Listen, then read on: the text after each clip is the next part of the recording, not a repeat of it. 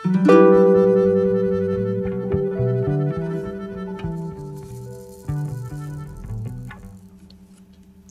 Sobat Belajar Statistik, kembali lagi di channel kesayangan kita, Belajar Statistik. Kali ini, kita akan melakukan salah satu uji untuk statistik non-parametrik. Sebelumnya, kita cari tahu dulu yuk, apa itu statistik non-parametrik? Statistik non-parametrik adalah statistik yang tidak mendasarkan pada parameter-parameter statistik. Apa itu parameter statistik? Yaitu hasil pengukuran dari suatu penelitian yang biasanya kita kenal dengan mean, median, modus, dan standar deviasi. Dalam statistik non-parametrik, hal itu tidak menjadi acuan, karena skala data non-parametrik yang dimulai dengan nominal dan ordinal tidak akan relevan dengan parameter tersebut. Itulah kenapa dalam prosesnya lebih diarahkan dalam membuat ranking pada data. Selain itu, statistik non-parametrik tidak mendasarkan pada distribusi tertentu. Nah, setelah kita mengetahui sekilas tentang statistik non-parametrik, saatnya kita lanjut dengan salah satu uji statistik non-parametrik, yaitu Mann-Whitney U-Test. Mann-Whitney U-Test adalah salah satu uji non-parametrik yang powerful untuk dua sampel independen, dan terkadang digunakan sebagai alternatif dari uji T atau t-test ketika peneliti tidak bisa memenuhi asumsi t-test, atau ketika skala datanya lebih rendah daripada interval. Di samping itu, syarat minimal skala data untuk Mann-Whitney U-Test adalah ordinal. Kemudian, hipotesis pada Mann-Whitney U-Test ada dua macam, yakni dua arah dan satu arah. Dengan hipotesis 0 adalah M1 sama dengan M2, yang berarti tidak terdapat perbedaan nilai dari dua kelompok sampel. Dan hipotesis alternatif sebanyak 3 macam yang kesemuanya menunjukkan ketidaksamaan nilai dari dua kelompok sampel. Langkah-langkah dalam menghitung uji Mann-Whitney secara manual cukup panjang, mulai dengan menggabungkan hasil observasi, lalu mengurutkannya, memberikan ranking, mengembalikan pada kelompok yang sama, dan menghitung statistik U berdasarkan nilai N2, yakni banyak sampel maksimal antar dua kelompok. Selanjutnya adalah memilih rumus yang digunakan untuk Mann-Whitney U-Test berdasarkan 3 pilihan, yakni sampel sangat kecil dengan N2 kurang dari 9, sampel kecil dengan N2 antara 9 hingga 20, dan sampel besar dengan N2 lebih dari 20. Cukup panjang bukan? Namun kabar baiknya, kita bisa melakukan Mann-Whitney U-Test dengan bantuan software statistik. Salah satunya adalah RStudio. Di sini, kita akan mempraktikkan bersama-sama dengan contoh dataset sebagai berikut. Terdapat data hasil lomba memanah dengan rentang nilai 1-5 dan rentang nilai 1-100 berdasarkan peserta yang sebelumnya melakukan latihan dan tidak latihan. Di dalam data tersebut terdapat 36 observasi dengan 13 observasi peserta yang ikut latihan dan 23 observasi peserta yang tidak ikut latihan. Akan diuji apakah terdapat perbedaan nilai antara peserta yang melakukan latihan dan peserta yang tidak melakukan latihan. Sekarang, mari kita buka software RStudio.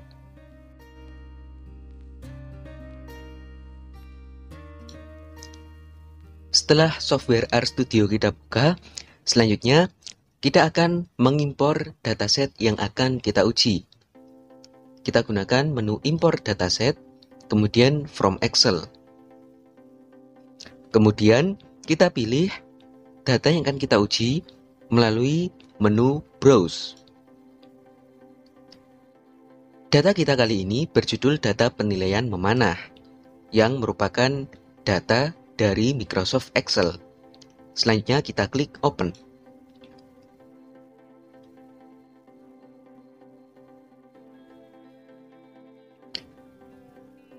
Kemudian yang perlu kita ketahui bahwa di sini terdapat dua nilai, yakni nilai 1-5 dan nilai 1-100 yang kesemuanya dari peserta yang sama, dengan yang membedakan adalah skala datanya. Di sini kita akan menguji apakah terdapat perbedaan nilai dari peserta yang telah melakukan latihan dan peserta yang tidak melakukan latihan.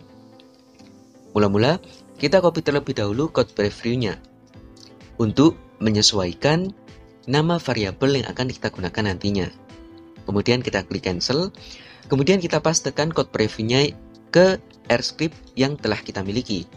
Kemudian kita run dengan mengklik run atau menggunakan Ctrl plus Enter. Karena akan kita ubah menjadi lebih pendek, kita akan mengubahnya menjadi data 1_5 yang menunjukkan data nilai dengan rentang 1-5. Kemudian akan kita lihat apakah isinya tetap atau berubah menggunakan fungsi view data 1-5. Di sini dapat kita ketahui bahwa terdapat 13 observasi untuk peserta yang telah melakukan latihan dan 23 observasi untuk peserta yang tidak melakukan latihan. Selanjutnya, setelah kita mendapatkan data yang kita uji, kita akan melakukan restrukturisasi terlebih dahulu.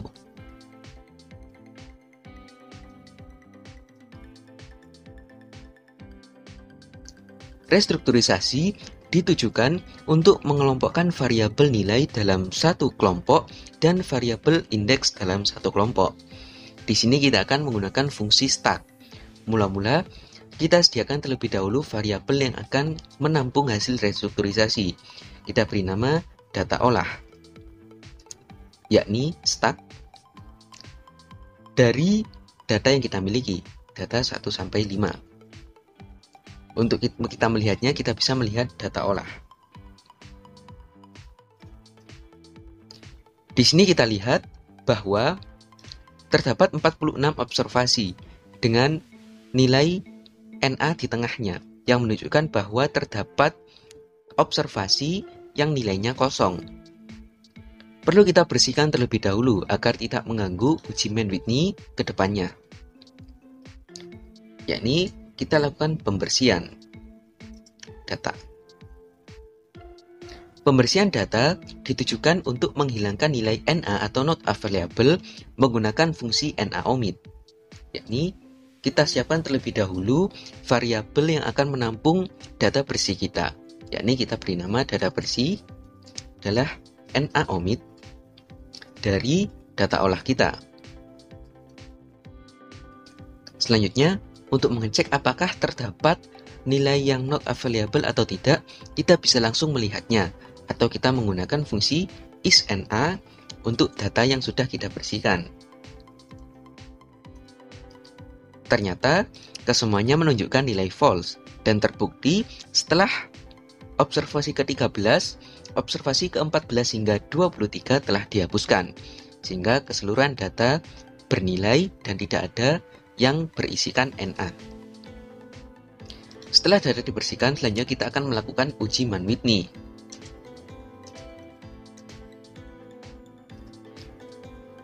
Mula-mula, kita harus tuliskan terlebih dahulu hipotesisnya agar mempermudah kita untuk kedepannya. Yaitu yang pertama, hipotesis awal atau hipotesis nolnya adalah M1 sama dengan M2.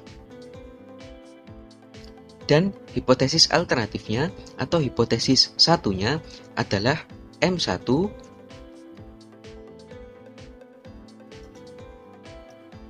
tidak sama dengan M2.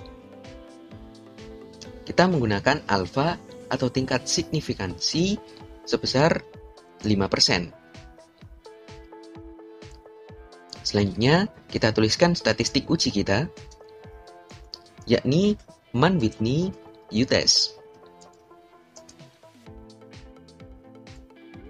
Kemudian, kita tentukan wilayah kritis atau nantinya menunjukkan daerah tolak kita, yaitu akan berhasil atau menghasilkan tolak H0 jika nilai p-value kurang dari alfa atau p-value kurang dari 0,05 pada uji kali ini. Setelah itu, akan kita tuliskan nilai statistik ujinya.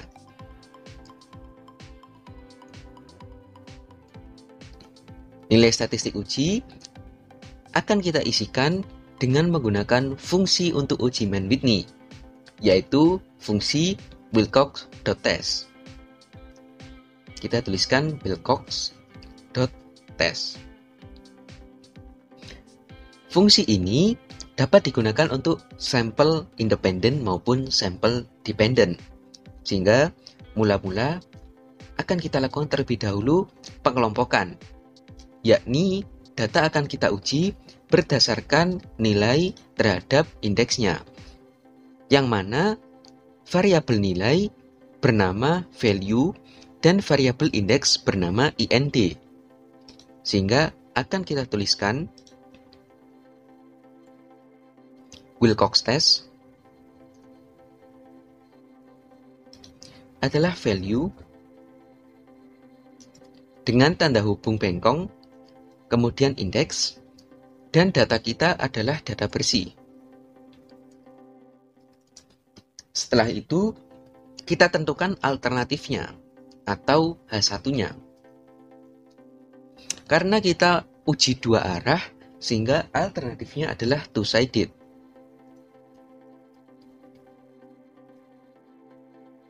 Kemudian, bisa kita tentukan confidence levelnya atau tingkat kepercayaannya,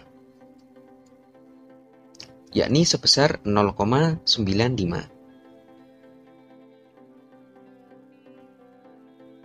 Kemudian, yang paling penting, karena ini adalah uji Mann-Whitney yang merupakan uji sampel independen, sehingga perlu kita beri keterangan bahwa ini bukanlah data perpasangan, yang berarti nilai parity-nya adalah false. Setelah itu, kita beri tanda bahwa kita tidak akan melakukan uji eksak. Dengan kata lain, kita akan melakukan aproksimasi atau pendekatan, bukan uji eksak. Kita tuliskan false.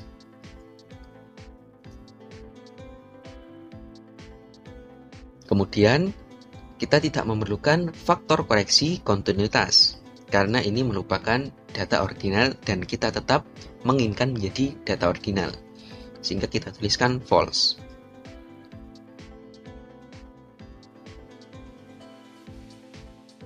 Setelah kesemuanya kita tulis, selanjutnya kita bisa melakukan run atau mengklik Ctrl plus Enter.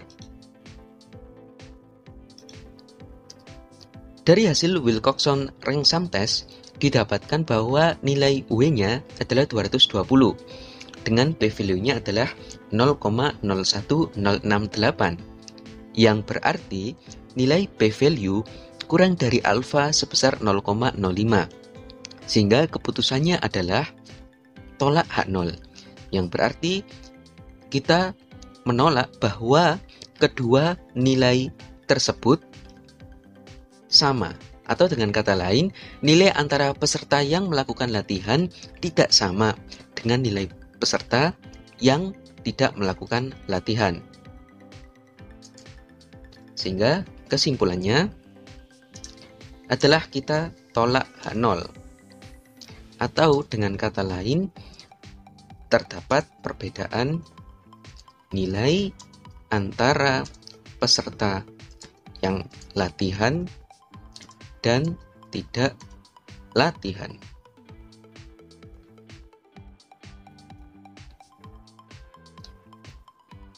Kemudian, yang perlu kita ketahui berikutnya adalah untuk alasan kita kenapa menggunakan exact false.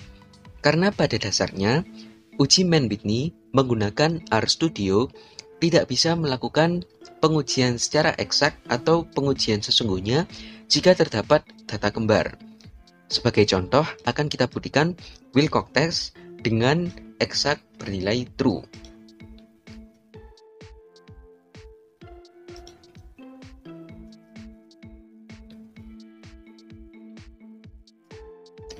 Jika nilai eksak bernilai true, maka akan memunculkan warning message atau pesan peringatan, yakni bahwa tidak dapat menghitung exact p-value dengan ties atau dengan nilai yang kembar.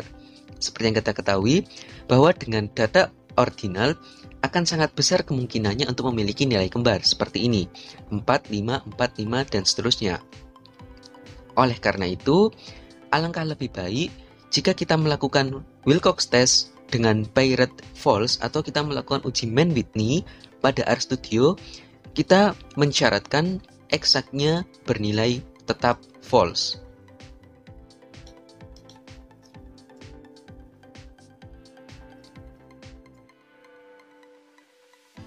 Dan akan menghasilkan hasil yang sama tentunya. Kemudian, di samping kita menguji data dengan range 1-5 yang merupakan data ordinal, akan kita uji pula data dengan range 1-100. Tujuan pengujian ini sebenarnya untuk membuktikan apakah benar Mann-Whitney itu bisa dilakukan pada data ordinal ke atas. Maka kita buktikan dengan menggunakan data dengan rentang nilai 1-100. Dengan klasifikasi, jika nilainya antara 0 sampai 20, dia akan sama dengan 1. Kemudian 21 sampai 40 akan bernilai 2. Kemudian nilai 41 hingga 60 akan bernilai 3. 61 sampai 80 akan bernilai 4. Dan 81 sampai 100 akan bernilai 5. Mula-mula akan kita beri pembatas. Yang pertama untuk data nilai 1 sampai 100 agar memudahkan kita ke depannya. Selanjutnya kita lakukan hal yang sama, yakni import dataset. Kita klik from Excel. Kemudian kita browse. Karena data terdapat pada file yang sama, kita klik kembali open. Tapi dengan catatan, kita harus memilih sheet yang berbeda dengan sheet yang tadi. Kita sesuaikan, yakni terdapat pada sheet nilai 1 sampai 100.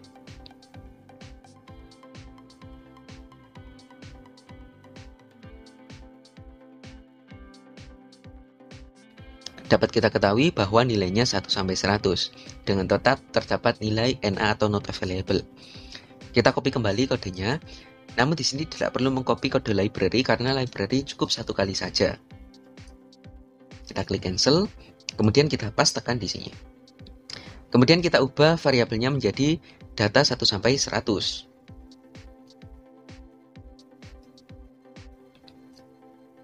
Kemudian kita view apakah benar data tersebut bernilai 1 sampai 100. Dan ternyata benar, data yang sama. Dengan 13 observasi untuk latihan dan 23 observasi untuk tidak latihan.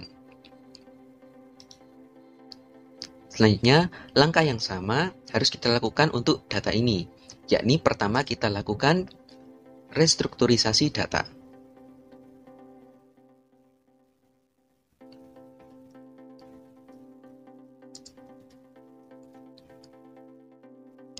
Kita menggunakan fungsi sama, yakni stack.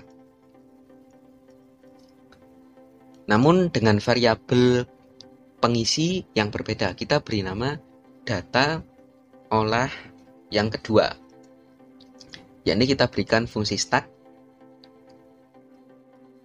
Kemudian variabel yang akan kita uji yakni data 1 sampai 100.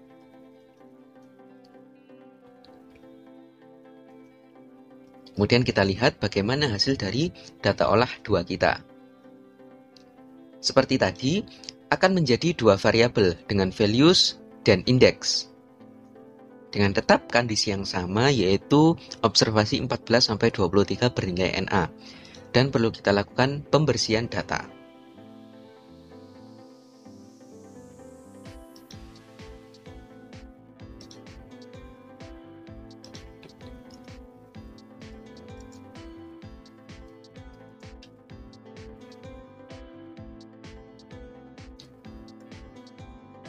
Kita beri dulu variabel untuk menampung data bersih kita, yakni kita beri nama data bersih 2. untuk membedakan dengan variabel data bersih kita yang pertama tadi. Kita menggunakan fungsi yang sama, yakni NaOmit pada data olah 2.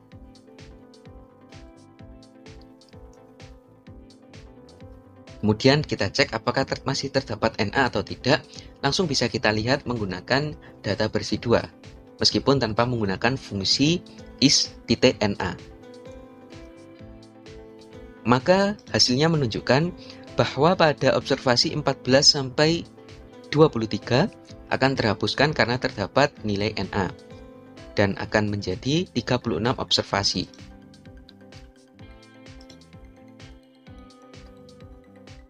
Kemudian selanjutnya akan kita lakukan uji Mann-Whitney, sama seperti uji pada data sebelumnya.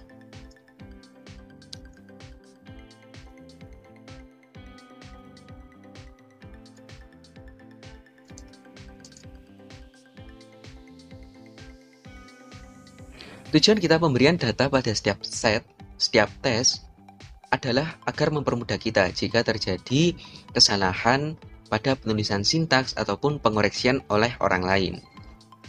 Sehingga akan sangat disarankan ketika kita setiap melakukan satu kali langkah, kita beri tanda dengan menggunakan tanda pagar.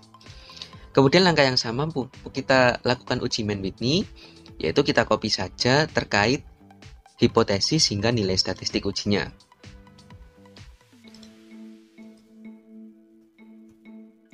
Kemudian kita lakukan hal yang sama, yaitu dengan menggunakan Wilcox.test. Kemudian variabel yang akan kita uji adalah variabel values berdasarkan indeksnya, yakni latihan atau tidak, IND. Kemudian data yang kita gunakan adalah data bersih 2.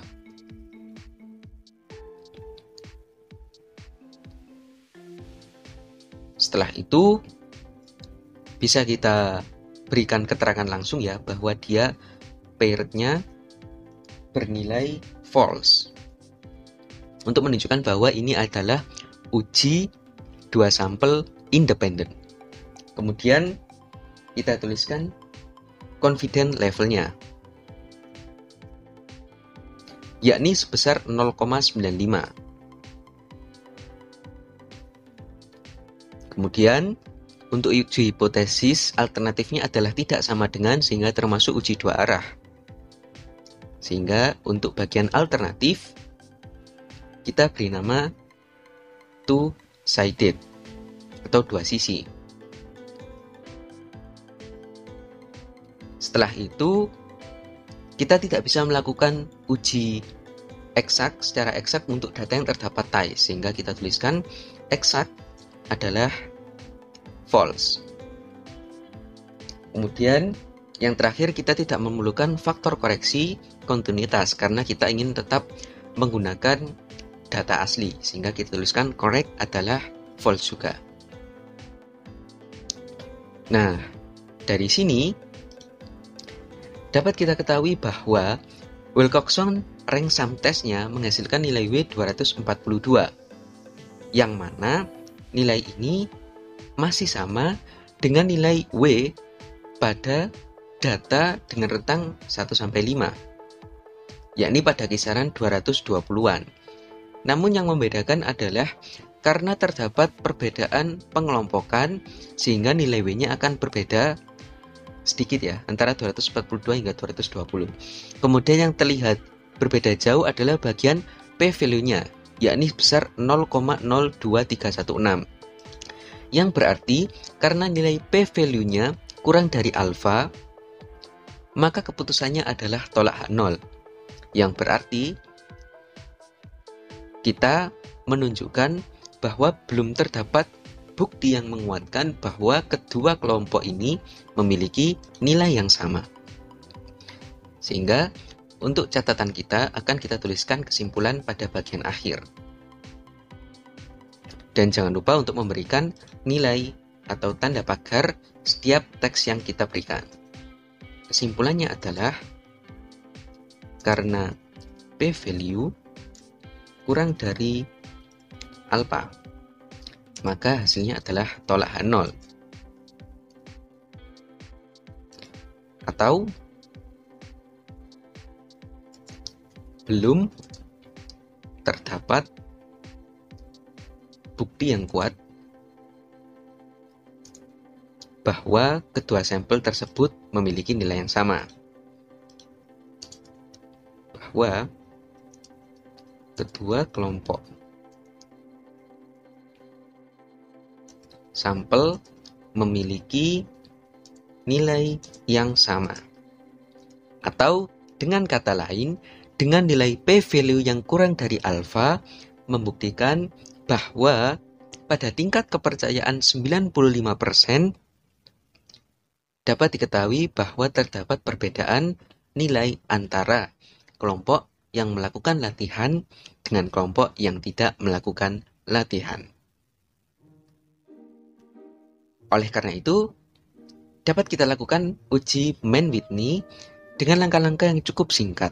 Kemudian yang perlu kita ingat adalah mengenai bagian paired ini harus kita beri nilai false agar tidak menjadi uji sampel dependent, mengingat sampel kita adalah sampel independent.